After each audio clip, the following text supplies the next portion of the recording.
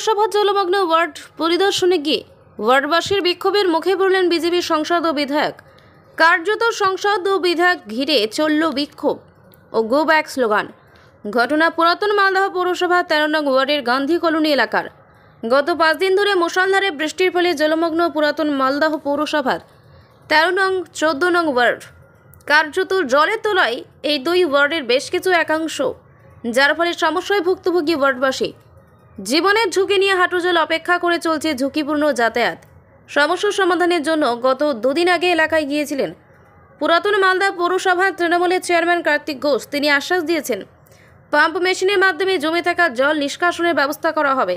সেই মোতাবেক কিছু কিছু জায়গায় করা হলো, আরও বাকি বেশ কিছু জায়গায় জমা জল থেকে যায়। ওয়ার্ডবাসীদের সমস্যার কথা শুনতে পেয়ে শনিবার দুপুরে উত্তর মালদা বিজেপি সাংসদ খগেন মুর্মু ও বিজেপি বিধায়ক গোপাল চন্দ্র সাহা পরিদর্শনে যান। কার্যত তাদেরকে পেয়ে এক প্রকার ক্ষোভ প্রকাশ ও গো ব্যাক স্লোগান দিতে দেখা যায় ওয়ার্ডবাসীদের।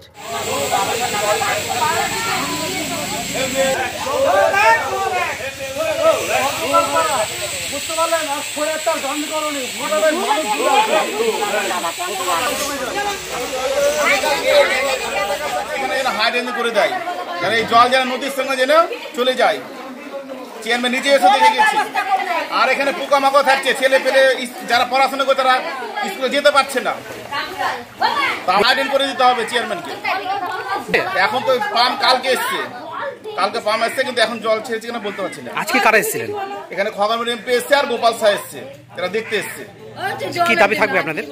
দাবি কি জলটা নিকাশি করতে হবে আর পৌরসভা থেকে হাইডেন করে দিতে হবে আমাদের গান্ধীর সমস্যা। কোন এলাকা এটা? এই গান্ধী কলোনি ওয়ার্ড হচ্ছে 13 নম্বর ওয়ার্ড। আপনার নাম? আমার নাম সমর কর্মকার। আমাদের আর কি বলার আছে? পৌরসভা কিছু করছে, পৌরসভাকে বলতে যাচ্ছি তো বলছে যাকে ভোট দিয়েছেন তাকে বলেন না, এইরকম একটা প্রতিবাদ করছে, তাহলে তাকে আর কি বলবো? এবারও বলেছিলেন?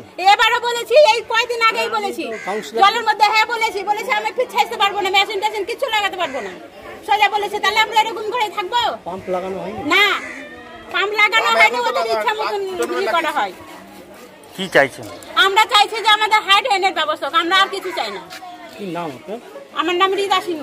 এই এলাকার নাম কি? এই এলাকার নাম গান্ধী কলোনি 13 নম্বর ওয়ার্ড। 13 নম্বর ওয়ার্ড। আমাদের সেখানটা ওল মালদাতে তারা কাজও করেনি, 25 পয়সার কাজ করেনি।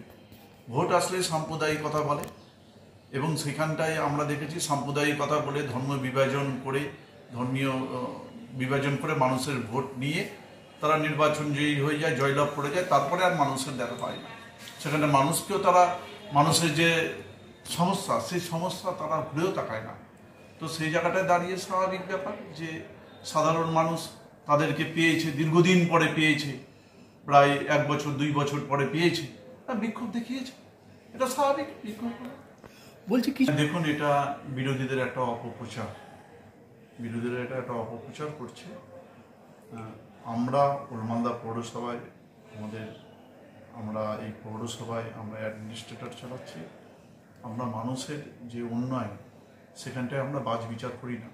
আপনারা লক্ষ্মী ভাণ্ডার বলুন, এইচএফের ঘর বলুন, বাংলার বাণী প্রকল্পের যে ঘরগুলো, এখানটায় সিপিএমকে, কে কংগ্রেসকে, বিজেপি, কে তৃণমূল, আমরা এটা বাজ বিচার করি না। আমরা সমবন্টনে, আপনি দেখবেন যে এইখানটায় ওলমালদা পৌরসভায় এখানটায় বিরোধী দলেরও কাউন্সিলররা রয়েছে। এখানটায় আমরা সম পরিমাণে তাদেরকে কাজের বন্টন করি। আমরা এখানটায় বৈমত্যসুলভ আমরা আচরণ করি না। এটা করে বিজেপিটা এটা অপপ্রচার করছে এরা, এবং তার সঙ্গে সঙ্গে যদি বৈমত্যসুলভ আচরণ কেউ যদি করে থাকে তার নাম হচ্ছে বিজেপি, নরেন্দ্র মোদী সরকার।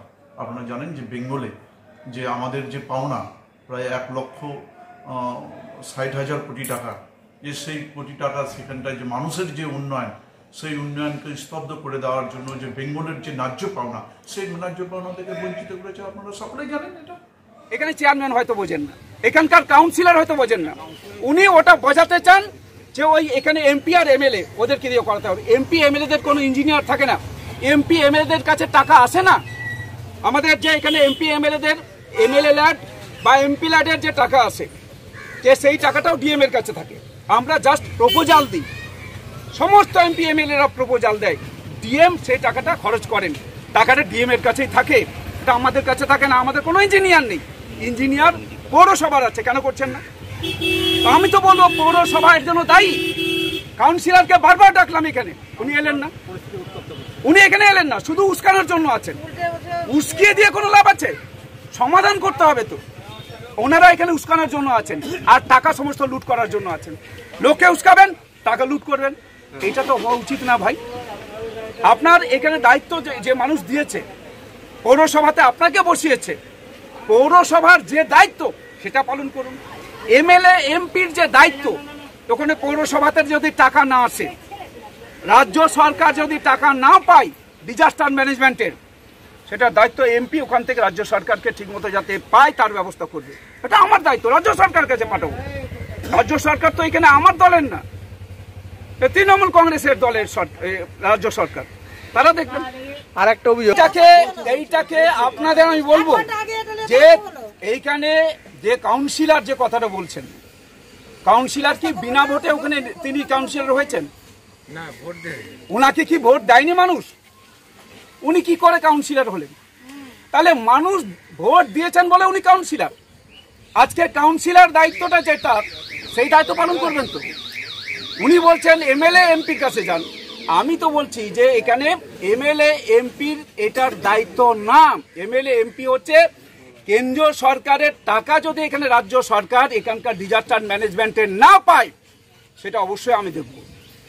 রাজ্য সরকার বলুক আমাকে, কেন্দ্রীয় সরকারকে চিঠি করুক, তার কপি আমাকে দিক। অ্যাজ এ এমপি নিশ্চয়ই এই ব্যাপারটা আমার দেখার আছে।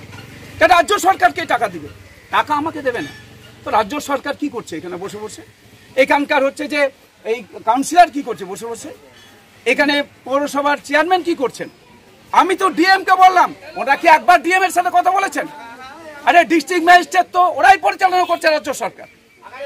এখানকার কাউন্সিলর ডাইরেক্ট ডিএম কে বলেছে কি একবার শোনাক, সমস্ত লোকগুলো তো আছে, আমি ডিএম কে শুনিয়ে তো বললাম সবার কাছে। ডিএম কে বললাম এখনই আপনি এটা ব্যবস্থা করুন, এখানকার জলটাকে পাম্প আউট করুন, আর রাস্তাঘাট খারাপ হয়ে আছে এই কাজগুলোর কথা আপনি ওদেরকে বলুন, তো ওদের দায়িত্ব।